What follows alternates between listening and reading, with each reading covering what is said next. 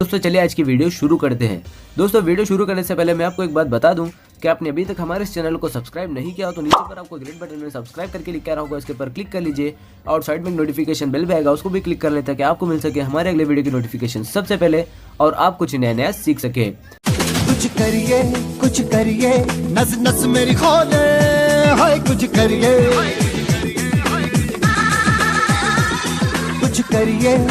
करिए बस बस बड़ा बोले, अब कुछ करिए।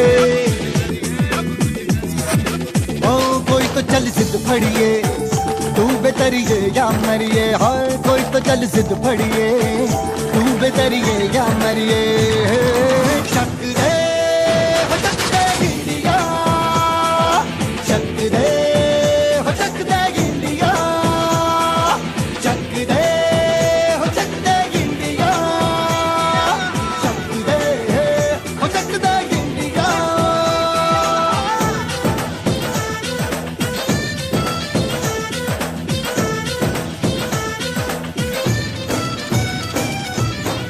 लड़ती पतंगों में, भिड़ती उमंगों में। नमस्ते विद्यार्थी मित्रों, गया लेक्चर में આપણે લોકો ઇલેક્ટ્રોન સંચાલન વિશે અભ્યાસ કર્યો। કના વિશે અભ્યાસ કર્યો તો કે ઇલેક્ટ્રોન સંચાલન વિશે। હવે આજે આપણે વધુ અગત્યનો પોઈન્ટ સહસંયોજક બંધમાં ઇલેક્ટ્રોનના સ્થાનાંતરની અસર વિશે અભ્યાસ કરીએ। સહસંયોજક બંધમાં ઇલેક્ટ્રોન સ્થાનાંતરણની અસર, આના ઉપર અભ્યાસ કરવાનો છે કે ભાઈ સહસંયોજક બંધમાં ઇલેક્ટ્રોનનું સ્થાનાંતરણ કઈ રીતે થાય, એની ઉપર અભ્યાસ કરવાનો છે। તો કાર્બનિક સંયોજનમાં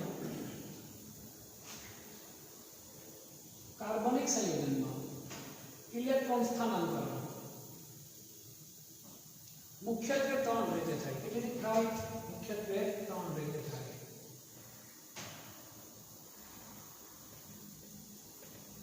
પહેલી રીત છે, જે કોઈ પણ પરમાણુ હોય એના પ્રભાવ હેઠળ ધરાવસ્થામાં, પરમાણુના પ્રભાવ હેઠળ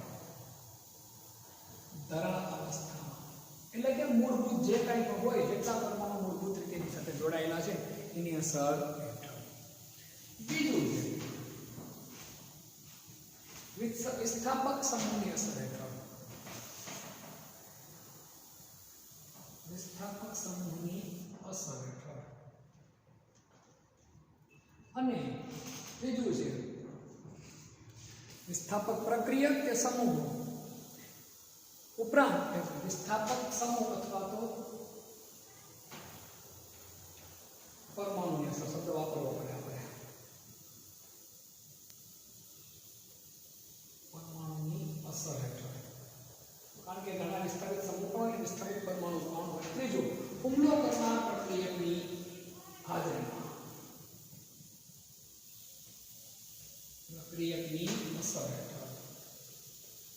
આ ત્રણ કારણોને લીધે કાર્બનિક સંયોજનની અંદર ઇલેક્ટ્રોનનું સ્થાનાંતરણ, ઇલેક્ટ્રોનનું સ્થાનાંતરણ થવું એટલે ઇલેક્ટ્રોન એક જગ્યાએથી બીજી જગ્યાએ જવો, એના સ્થાનમાં શું થવું તો કે ફેરફાર।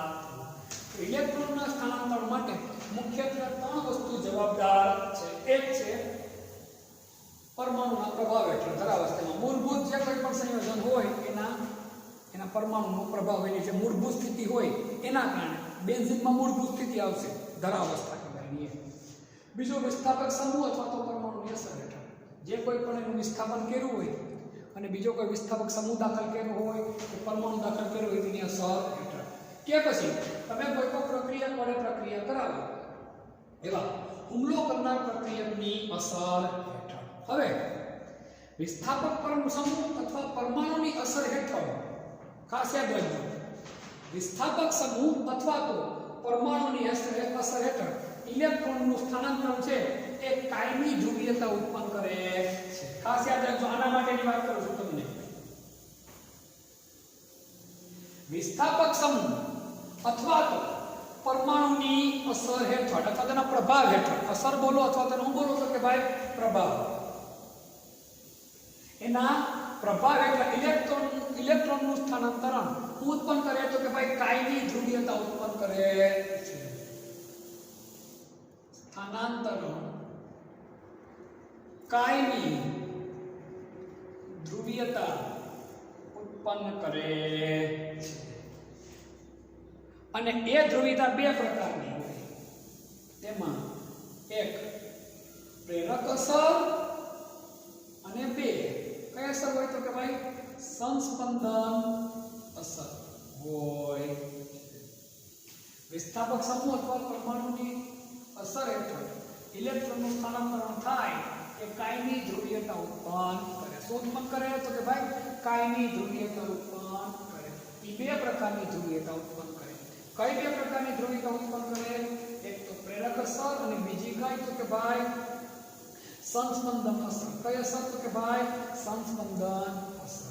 જ્યારે હુમલો કરનાર પ્રક્રિયકના અણુ હેઠળ ઇલેક્ટ્રોનનું સ્થાનાંતરણ છે એ ઇલેક્ટ્રોનનું સ્થાનાંતરણ અસ્થાયી શું હોય તો કે અસ્થાયી. કેવું હોય? અસ્થાયી. હુમલો કરનાર પ્રક્રિયક દૂર થાય બરાબર છે એટલે પાછું સ્થાનાંતરણ શું થઈ જાય? ઇલેક્ટ્રોનનું સ્થાનાંતરણ અસ્થાયી હોય છે. કેવું હોય? અસ્થાયી. શું કામ? કારણ કે હુમલો કરનાર પ્રક્રિયક જ તમે દૂર કરી નાખો એટલા માટે તો પછી ઇલેક્ટ્રોનનું સ્થાનાંતરણ શું થઈ જાય તો કે બંધ થઈ જાય. એટલે આ જે ઇલેક્ટ્રોનનું સ્થાનાંતરણ હોય કેવું હોય તો કે અસ્થાયી હોય છે. આના લીધે જે ધ્રુવીયતા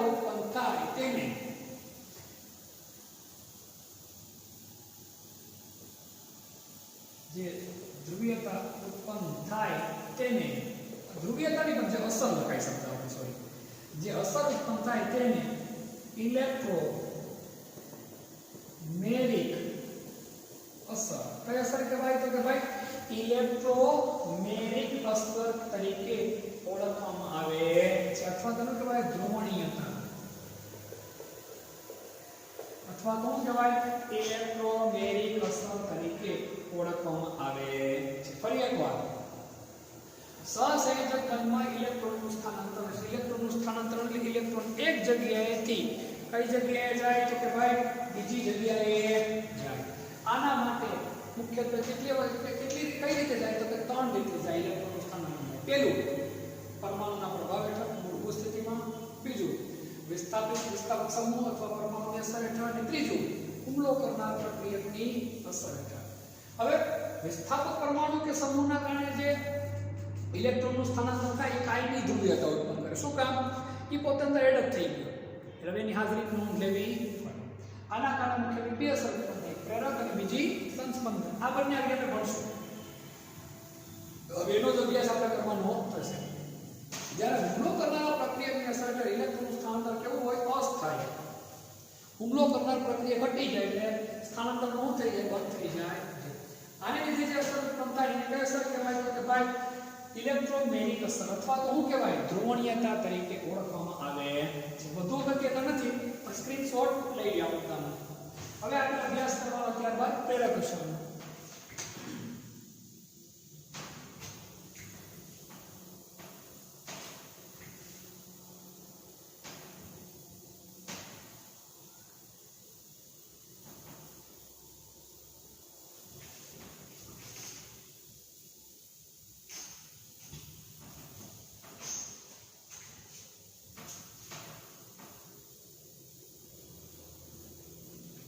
પ્રેરક અસર.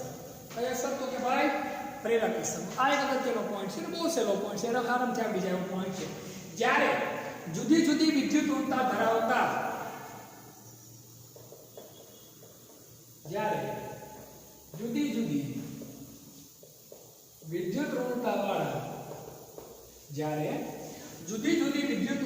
બે પરમાણુ વચ્ચે આપણે કોની વાત કરીએ તો કે સહસંયોજક બંધની. કોની વાત કરીએ તો કે સહસંયોજક બંધ. જ્યારે જુદી જુદી વિદ્યુત ઋણતા વાળા બે પરમાણુ વચ્ચે સહસંયોજક બંધ બને ત્યારે જેની વિદ્યુત ઋણતા વધુ ત્યારે જેની આપણે અગાઉ ભણી ગયા વિદ્યુત ઋણતા વધુ તેની તરફ બંધમાંના ઇલેક્ટ્રોનનું આકર્ષણ હોય છે, તેની તરફ બંધમાંના ઇલેક્ટ્રોનનું આકર્ષણ થાય છે, જેના લીધે પ્રેરક અસર ઉત્પન્ન થાય છે. કઈ અસર ઉત્પન્ન થાય છે? પ્રેરક અસર ઉત્પન્ન થાય. દાખલા તરીકે આપણે જોઈએ ક્લોરોઇથેન, ક્લોરોઇથેન જો H H H H H Cl. આયા કોની વિદ્યુત ઋણતા વધારે છે? તો કે Cl. કોની? Cl. અહીંયા શું છે? Minus delta. અહીંયા શું છે? Plus delta. ડેલ્ટા તો કે થીટા આ વિદ્યુત ઋણતાની સંજ્ઞા. અહીંયા વિદ્યુત ઋણતા માઈનસ એટલે વધારે ઋણ છે. વિદ્યુત ઋણ માઈનસ. અહીંયા વિદ્યુત બહુ ઓછી થાય કેવું લખ્યું? પ્લસ. આ નોર્મલ સંયોજનની વાત થઈ. કેવા સંયોજનની વાત થઈ? તો કે ભાઈ અહીંયા સુધી રાખો. પણ હવે આ ક્લોરીન અને કાર્બન વચ્ચેનો બંધ CCl બંધ સમજો મારી વાત. આ CCl બંધના કારણે આ કાર્બન ઉપર પણ ઉત્પન્ન થાય વિદ્યુત ઋણતા. ઉત્પન્ન થાય તો કે ભાઈ ધ્રુવીયતા, સોરી ઉત્પન્ન થાય ધ્રુવીયતા. આ કાર્બન પણ આના તરફ થોડો ખેંચાય. આ અસરને કઈ અસર કહેવાય? તો કે ભાઈ પ્રેરક અસર. કઈ અસર કહેવાય? તો કે ભાઈ પ્રેરક અસર તરીકે ઓળખવામાં આવે છે.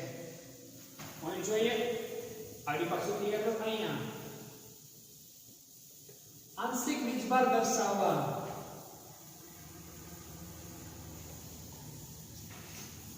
ડેલ્ટા નિશાની વપરાય છે. વપરાય તો કે ભાઈ ડેલ્ટા નિશાની વપરાય છે. કોના માટે? તો કે ભાઈ આંશિક વીજભાર દર્શાવવા માટે. અહીંયા માઈનસ, અહીંયા પ્લસ. આને કાર્બન 1 કયો, આને કાર્બન નંબર કેટલા કહી દો? તો કે 2. અહીંયા કાર્બન 2 ઉપર જે આંશિક વીજભાર છે એ કોના કારણે થાય? તો આ ધ્રુવીય CCl બંધના કારણે થાય છે. આ બંનેની પ્રેરે આને એટલા માટે આ આખી અસરને કઈ અસર કહેવાય? તો કે ભાઈ પ્રેરક અસર તરીકે ઓળખાય. કઈ અસર તરીકે ઓળખાય? પ્રેરક અસર તરીકે ઓળખાય છે. અહીંયા કાર્બન 2 ઉપર આંશિક વીજભાર છે. કેવો છે? આંશિક વીજભાર ઓછો ઉત્પન્ન થાય. આના કરતા અહીંયા વીજભાર કેવો ઉત્પન્ન થાય? ઓછો. અહીં કાર્બન 2 ઉપર ઓછો આંશિક વીજભાર ઉત્પન્ન થાય છે.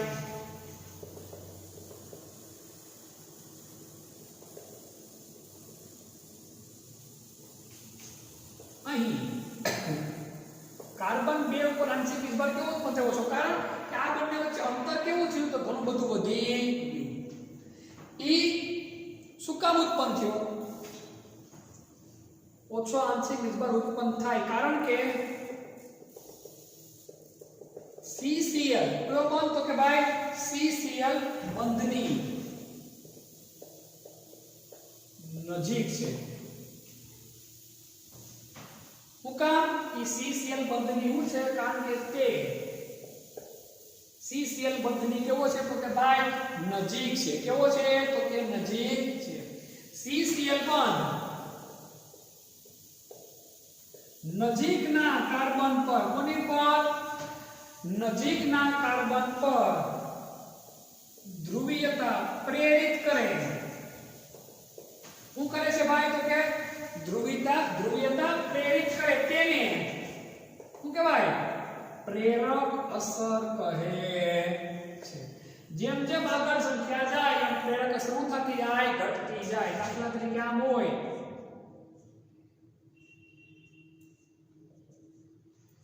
એના કરતા અહીંયા શું થાય? ઘટી. અહીંયા શું થાય? તો કે એથી પણ વધારે ઘટે. એથી પણ વધારે અહીંયા ઘટે. 3 પછી તો અસર શું થઈ જાય? તો કે ભાઈ નાબૂદ થતી જાય. યાદ રાખજો આ અસર છે 3 બંધ પછી શું થઈ જાય? તો કે ભાઈ નાબૂદ થઈ જાય છે. કેવી થઈ જાય? તો કે નાબૂદ થઈ જાય. જેમ જેમ આગળ વધે, જેમ જેમ કાર્બન આગળ વધે તેમ તેમ પ્રેરક અસર શું થાય? ઘટે છે. અને 3 કાર્બન પછી શું થાય? નાબૂદ થઈ જાય છે. અસર કેવી થઈ જાય? તો કે ભાઈ નાબૂદ થઈ જાય. ફરી એકવાર આના સિવાયના 2 પોઈન્ટ મારે જે સમજાવવા છે પહેલા એટલું સમજી લો તમે, ચેકીને પછી આગળનું સમજાવો. પ્રેરક અસર આપણે કઈ અસર ભણીએ છીએ? પ્રેરક અસર. ત્યારે જુદી જુદી વિદ્યુત ઋણતાવાળા 2 પરમાણુ વચ્ચે કયો બંધ બને? સહસંયોજક બંધ બને. કયો બંધ બને? સહસંયોજક બંધ બને. જુદી જુદી વિદ્યુત ઋણતાવાળા 2 પરમાણુ વચ્ચે સહસંયોજક બંધ બને ત્યારે જેની વિદ્યુત ઋણતા વધુ તેની તરફ બંધના ઇલેક્ટ્રોનનું હોય તો કે આકર્ષણ હોય, જેના લીધે ઉત્પન્ન થાય પ્રેરક અસર ઉત્પન્ન થાય. અહીંયા આંશિક વીજભાર દર્શાવવા માટે આપણે કોનો ઉપયોગ કર્યો તો કે ડેલ્ટા. અહીંયા કાર્બન 2 ઉપર ઓછો આંશિક વીજભાર હોય. શું કામ? કારણ કે CCl બંધની કેવો છે? નજીક. કેવો છે? નજીક. એટલે એની ઉપર ઓછો આંશિક વીજભાર ઉત્પન્ન થાય. ખરેખર થવો જોઈએ નહીં તો પણ થાય, કારણ CCl બંધની કેવો છે? નજીક. હવે CCl બંધની નજીકના કાર્બન ઉપર ધ્રુવીયતા પ્રેરિત કરે. CCl બંધ છે નજીકના કાર્બન ઉપર ધ્રુવીયતા પ્રેરિત કરે એને કઈ અસર કહેવાય? પ્રેરક અસર કહેવાય. જેમ જેમ કાર્બનની સંખ્યા વધે એમ પ્રેરક અસર થાય? ઘટે. અને 3 કાર્બન પછી આ અસર શું થાય તો કે ભાઈ નાબૂદ થાય છે. શું થાય? નાબૂદ થાય છે. હવે આ આયનની પોઈન્ટ છે, જોઈ લો. હજી આમાં મારે થોડો મુદ્દા સમજાવવાનો સ્ક્રીનશોટ લઈ લો વ્યવસ્થિત રીતે. હજી આમાં 2-3 મુદ્દા વધારે છે, તમને ક્લિયર કરાવી દઉં.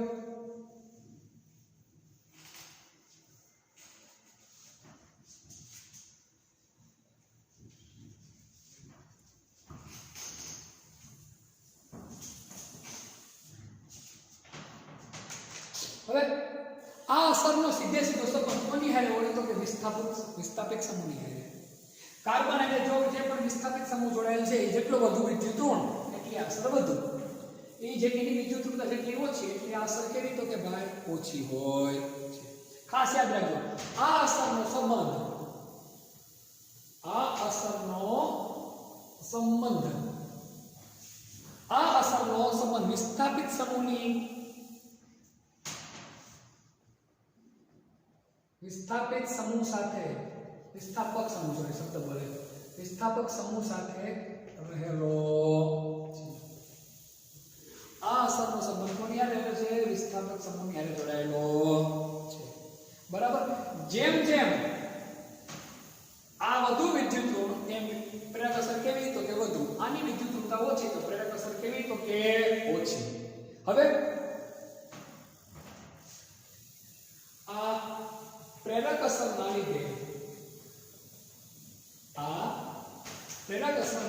લીધે બે પ્રકારના સમૂહો મળે છે.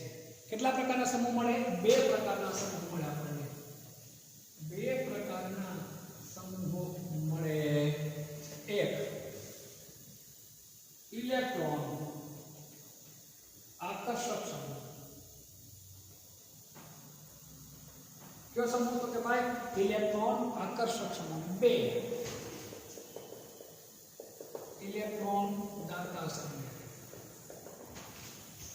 ઇલેક્ટ્રોન આકર્ષક સમૂહ એનું કામ હોય ઇલેક્ટ્રોનને શું કરવાનું તો કે સ્વીકારવાનું.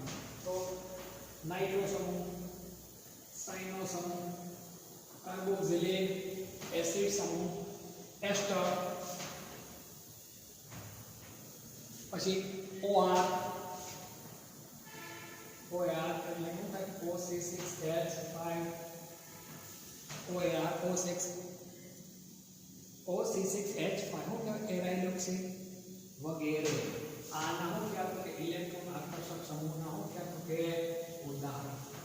ઇલેક્ટ્રોન દાતા સમૂહની તમને લોકોને વાત કરું તો CH3 CH2 CH3 ગમે તે સિક્વેન્સ ફાઇલ લખો ને તો મિથાઇલ ઇથાઇલ પ્રોપાઇલ ગમે તે ચાલે. આના શું થયા તો કે ભાઈ એક્ઝામ્પલ આના થયા. ફરી એક વાત, આ અસર સીધે સીધો સંબંધ કોની હારે છે તો કે ભાઈ વિસ્થાપક સમૂહ સાથે રહેલ છે. આ પ્રેરક અસરના લીધે બે પ્રકારના સમૂહ ઉત્પન્ન થાય. એક ઇલેક્ટ્રોન આકર્ષક અને બીજો કયો તો ભાઈ ઇલેક્ટ્રોન દાતા. ઇલેક્ટ્રોન દાતાના એક્ઝામ્પલ આપણે આવડવા જોઈએ અને ઇલેક્ટ્રોન આકર્ષક સમૂહ કોને કહેવાય એ પણ આપણે ખબર હોવી જોઈએ. આ બધી વસ્તુ 12મા ધોરણમાં આપણે કામ લાગે છે ત્યારે આવશે આ બધી વસ્તુ ભણવાની, એનો કોઈ પ્રશ્ન જ નથી. પણ અત્યારે જો તમે થોડુંક શીખેલા હોય તો ત્યારે શીખવામાં તમને કેવી રીતે ઘણી બધી સરળતા રહેશે. હવે આપણે બીજો પ્રકાર ભણવાનો છે સંસ્પંદન બંધારણ. ચેકી કાઢવાને સોરી શું કહેવાય ફ્રેન્ડ, સ્ક્રીનશોટ નો લઈ લો.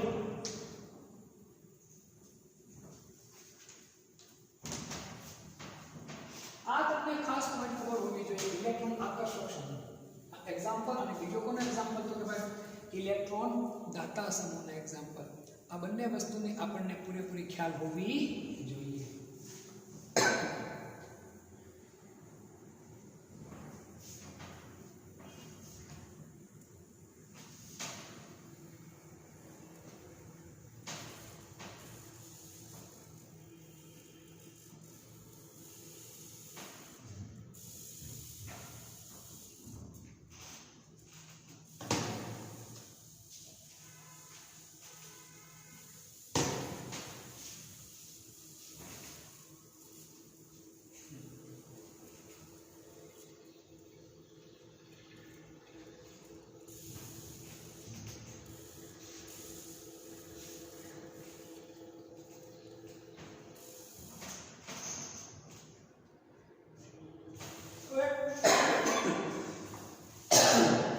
હવે કોઈનો છે 12.14. નીચે દર્શાવેલા અણુજોડમાંથી કયો બંધ વધુ ધ્રુવીય હશે એ આપણે જવાબ આપવાનો છે. જો પેલું H3CH અને H3CBr. નાના છોકરાને ખ્યાલ પડી કોણ તો કે ભાઈ Br. હાઇડ્રોજન કરતા બ્રોમિનની વિદ્યુત ઊર્જા કેવી છે તો કે ભાઈ વધારે. કેવી છે? વધારે. બીજામાં H3CNH2 હમ શું છે H33OH. નાઇટ્રોજન કરતા ઓક્સિજનની વિદ્યુત ઊર્જા કેવી છે? વધારે. કેવી છે? વધારે. એટલે બંને ધ્રુવીયતા કોની વધારે થશે? આની. ત્રીજો છે H3COH H3CSH. આ બે ઓક્સિજન અને સલ્ફર એક જ ક્રિયાશીલ આપણે પર જેમ યાદ છે વિદ્યુત ઊર્જા ઉપરથી નીચે આવી વિદ્યુત ઊર્જાના મૂલ્યમાં શું થાય? ઘટાડો. ઓક્સિજન કરતા સલ્ફરની કેવી થાય? ઓછી. વધુ વિદ્યુત ઊર્જા કોની થાય? ઓક્સિજનની. આપણો જવાબ એકદમ સહેલો બની જાય. આ ટાઈપના પ્રશ્નો જવાબ આપણે ખાસ આવડે છે. નીટ બેઝ આ બધી વસ્તુ થાય. એટલું સહેલું તો નીટમાં ન પૂછાય પણ આપણને ખ્યાલ હોવો જોઈએ. પછી એક્ઝામ્પલ આપ્યું છે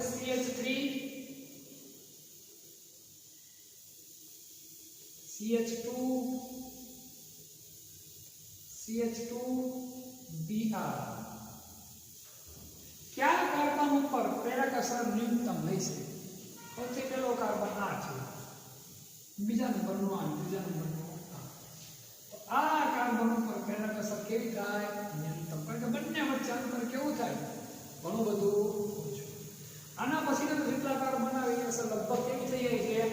નાબૂદ થઈ જાય છે. એટલે એકદમ સહેલો પોઈન્ટ એક આ પણ આપણા માટે બન્યો. સમજાઈ ગયું કોઈ આખે આખું? સરસ. હવે આપણે વધુ અગત્યનો પોઈન્ટ ભણવાનો છે આપણે સંસ્પંદન બંધારણ. કોનો અભ્યાસ કરવાનો છે તો કે ભાઈ સંસ્પંદન બંધારણનો આપણે અભ્યાસ કરવાનો છે.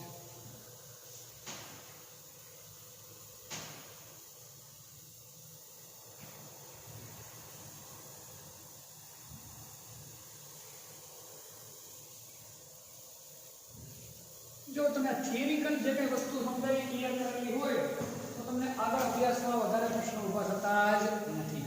સંસ્પંદન બંધારણ.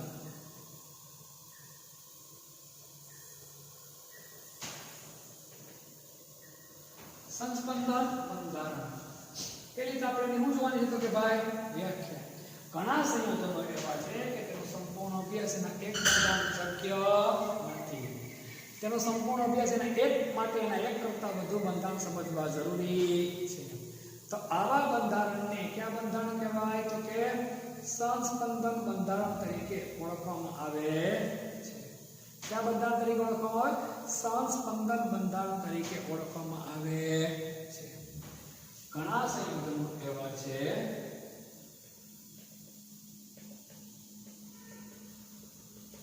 કે જેનો સંપૂર્ણ અભ્યાસ તેના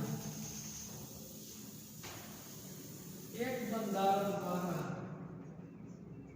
કરી શકાતો નથી, પરંતુ એક કરતા વધુ બંધારણોની જરૂર પડે તેવા બંધારણને કયા બંધારણ કહેવાય? સંસ્પંદન બંધારણ તરીકે ઓળખવામાં આવે છે. કેના ઓળખવામાં આવે?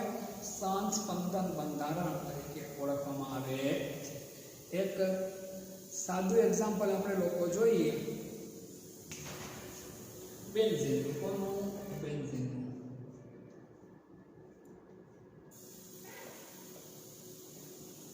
આ બેન્ઝીન એક બંધન. આ દ્વિબંધ 3 છે. ઈ દ્વિબંધ એક ધારે શું પામે? રોટેશન. શું પામે? રોટેશન. તો અહીંયા દ્વિબંધ અહીંયા છે, ઠીક ના આવી. અહીંયા છે તો આવ્યું તે નહીં આવી. અહીંયા છે તો આ એક ધારો દ્વિબંધ ફરતું જ રહે. તમે આ એક બંધારણનો અભ્યાસ કરો તો તમને પૂરેપૂરી માહિતી મળે નહીં. આ એક બંધારણનો પૂરેપૂરો અભ્યાસ કરો તો પણ તમને પૂરેપૂરી માહિતી મળે નહીં. બેન્ઝીનની પૂરેપૂરી માહિતી લેવી હોય તમારે તો તમારે આ બંને બંધારણનો શું કરવો પડે તમારે લોકોએ? તો કે અભ્યાસ. કઈ રીતે? કારણ કે અહીંયા જો લોકો તો બેન્ઝીનની અંદર કાર્બન કાર્બન વચ્ચે સિંગલ બોન્ડ અને કાર્બન કાર્બન વચ્ચે કયો બોન્ડ હોય છે? તો કે ભાઈ ડબલ બોન્ડ. કયો બોન્ડ હોય છે? Double bond. 3 સિંગલ બોન્ડ હોય અને 3 કેવા હોય? તો કે ભાઈ ડબલ બોન્ડ. કેવા હોય? Double bond. હવે સિંગલ બોન્ડ હોય એનું મૂલ્ય ખરેખર કેટલું છે? કાર્બન કાર્બન વચ્ચે કાર્બન કાર્બન વચ્ચે જ્યારે સિંગલ બોન્ડ હોય ત્યારે એનું મૂલ્ય કેટલું હોય? તો કે 154 pm હોય. અને જો કાર્બન કાર્બન વચ્ચે ડબલ બોન્ડ હોય તો મૂલ્ય કેટલું હોય? તો 134 pm હોય. અહીંયા પણ 154 અને 134 હોવું જોઈએ, પરંતુ બેન્ઝીનમાં કાર્બન કાર્બન વચ્ચે કેટલું મૂલ્ય હોય? તો 139 pm. કેટલું હોય? 139 pm. નહીં 134 પણ કે નહીં 154. મૂલ્ય કેટલું થઈ જાય? તો કે 139 pm. કેવું થઈ જાય? 139 pm. શું કામ? શું કામ? આનો જવાબ કોણ આપશે આપણને? આનો જવાબ પ્રશ્નાર્થ ચિહ્ન. શું કામ? આનો જવાબ આપણને કોણ આપે? તો કે ભાઈ સંસ્પંદન બંધારણ દ્વારા જ જવાબ મળે. કોના દ્વારા જવાબ મળે? સંસ્પંદન બંધારણ દ્વારા જ આ વસ્તુનો જવાબ મળે છે. એટલે સંસ્પંદન બંધારણની અગત્યતા વધારે છે. મેં તમને કીધું એમ ઘણા સંયોજનો એવા છે કે જેનો સંપૂર્ણ અભ્યાસ તેના એક બંધારણ દ્વારા કરી શકાતો નથી. એના માટેના એક કરતા વધારે બંધારણની શું પડે? જરૂર પડે. તો આવા બંધારણોને આપણે બધા કયા બંધારણ તરીકે ઓળખીએ? સંસ્પંદન બંધારણ તરીકે ઓળખીએ. કયા બંધારણ તરીકે ઓળખીએ? સંસ્પંદન બંધારણ તરીકે ઓળખીએ છીએ. દાખલા તરીકે બેન્ઝીન. હવે બેન્ઝીનનો કોઈ એક બંધારણ લઈએ આપણે તો આપણે મગજમાં હોય કાર્બન કાર્બન તો સિંગલ બોન્ડ હોય તો બંધ લંબાઈ કેટલી હોય? 154 pm. જો ડબલ બોન્ડ હોય તો બંધ લંબાઈ કેટલી હોય? 134 pm હોવી જોઈએ. અહીંયા કાર્બન કાર્બન વચ્ચે બંધ લંબાઈ કેટલી છે? 139 pm. શું કામ? તો એ સમજ કોના દ્વારા મળે આપણને? સંસ્પંદન બંધારણ દ્વારા મળે છે. સંસ્પંદન બંધારણ ખરેખર વાસ્તવિક હોતા નથી, કલ્પના કરેલી છે. આપણે શું છે? તો કે કલ્પના કરી છે. આ બંધારણ કાલ્પનિક હોય છે. આ બંધારણ કાલ્પનિક હોય. સંસ્પંદન બંધારણ કેવા હોય? તો કે ભાઈ કાલ્પનિક હોય છે. એ અણુની સ્થાયિત્વતા આપે છે. સંસ્પંદન બંધારણના કારણે અણુની સ્થાયિત્વતામાં શું થાય? વધારો. સ્થાયિત્વતામાં વધારો કરે છે. કોણ સ્થાયિત્વતામાં વધારો કરે તો કે ભાઈ સંસ્પંદન બંધારણ. કયો બંધારણ તો કે ભાઈ સંસ્પંદન બંધારણ. એક વધુ એક્ઝામ્પલ જોઈ લઈએ આપણે CH3NO નાઇટ્રોમિથેન. બીજું એક્ઝામ્પલ જોઈએ આમાં કે ભાઈ આ કાર્બોક્સિલમ ડબલ બંધ કર્યું તો આ ઓક્સિજન મારી હું ભૂલ. બીજું સંસ્પંદન બંધારણ આવું બનશે CH3N. આ વખતે અહીંયા ભાઈ આ બંને એકબીજાના ક્યાં બંધારણ થયા તો કે ભાઈ સંસ્પંદન બંધારણ થયા. ક્યાં બંધારણ થયા? સંસ્પંદન બંધારણ. આના ઉપર એક નવી વ્યાખ્યા મળે. વાસ્તવિક બંધારણ અને સંસ્પંદન બંધારણ. વાસ્તવિક બંધારણ અને સંસ્પંદન બંધારણ વચ્ચેના ઊર્જાના તફાવતને વાસ્તવિક બંધારણ અને સંસ્પંદન બંધારણ વચ્ચેના ઊર્જાના તફાવતને શું કહેવાય? સંસ્પંદન સ્થાયીકરણ ઊર્જા. શું કહેવાય? સંસ્પંદન સ્થાયીકરણ ઊર્જા અથવા શું કહેવાય? સંસ્પંદન ઊર્જા કહે. શું કહેવાય? સંસ્પંદન ઊર્જા કહે છે. હવે સંસ્પંદન બંધારણની લાક્ષણિકતા. સંસ્પંદન બંધારણની લાક્ષણિકતા કઈ કઈ લાક્ષણિકતા હોય સંસ્પંદન બંધારણ તરીકે ઓળખવામાં આવે? પહેલી લાક્ષણિકતાનું કેન્દ્ર કેવું હોય તો કે સમાન હોય.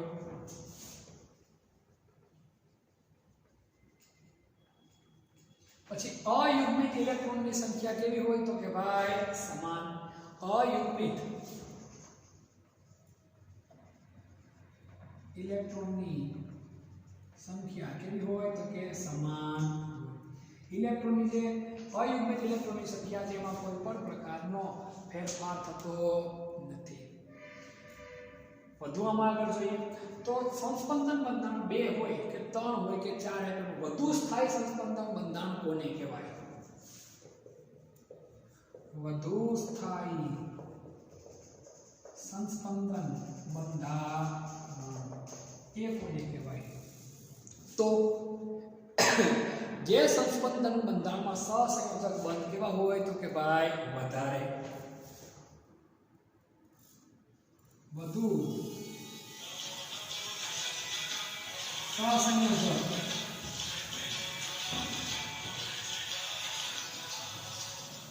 વધુ સહસંયોજક બંધ ધરાવતા વધુ સહસંયોજક બંધ ધરાવતું બંધારણ. વધુ સહસંયોજક બંધ ધરાવતું બંધારણ. બીજું સરસ વધુ સ્થાયી સંસ્પંદન બંધારણની સર બીજું હું છે દરેક પરમાણુ જેટલા પરમાણુ હોય બધા પરમાણુ ઇલેક્ટ્રોન કેવું બંધારણ ધરાવે? અષ્ટક રચના ધરાવે.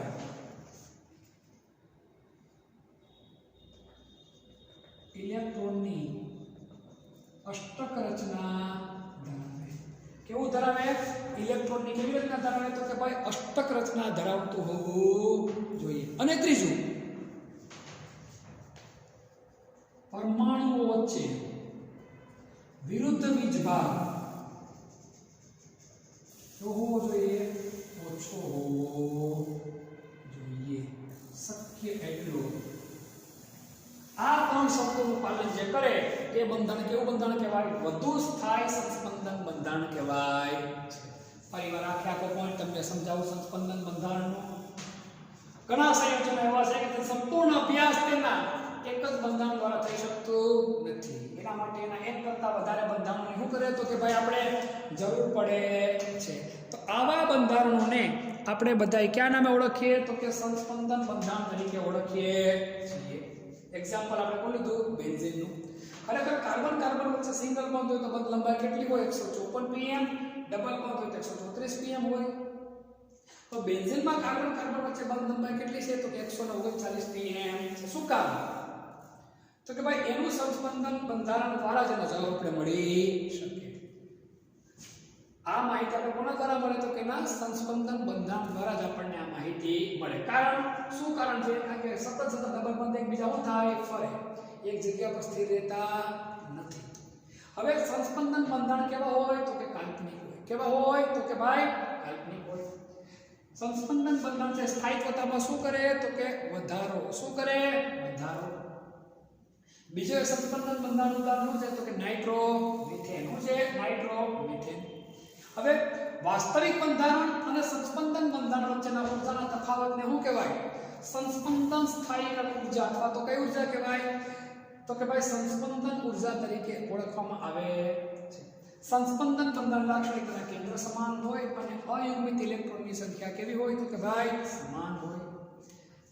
વધુ સ્થાયી સંસ્પંદન બંધારણ કોને કહેવાય? તમને 3-4 સંસ્પંદન બંધારણ આપ્યા, પણ વધુ સ્થાયી સંસ્પંદન બંધારણ કોને કહેવાય? તો આ શરત જોવાની, વધુ સહસંયોજક બંધ ધરાવતું બંધારણ હોવું જોઈએ, દરેક પરમાણુ ઇલેક્ટ્રોન અષ્ટકીયતા પૂર્ણ હોવી જોઈએ અને વિરુદ્ધ વીજભાર કેવો હોવો જોઈએ? શક્ય એટલો ઓછો.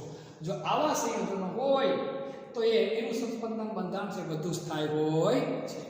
વધુ અભ્યાસ આપણે આના પછીના લેક્ચરમાં કરશું.